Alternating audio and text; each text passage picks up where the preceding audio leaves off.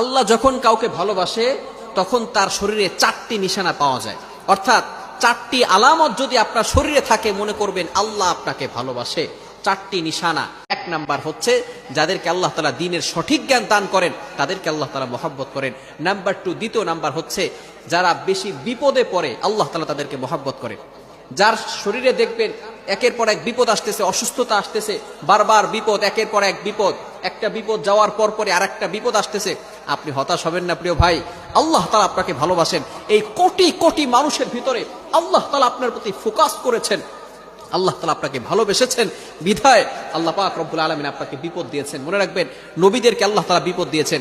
ইব্রাহিম আলাইহিস সালাম খলিলুল্লাহ এবং মিল্লাত আবিকুম ইব্রাহিম, যিনি সকল মুসলিম উম্মাহের সকল মুসলমানদের পিতা এবং সকল মুসলমানদের লিডার নেতা, সুতরাং ইব্রাহিম আলাইহিস সালামকে আল্লাহ তাআলা সবচেয়ে বেশি কষ্ট দিয়েছেন।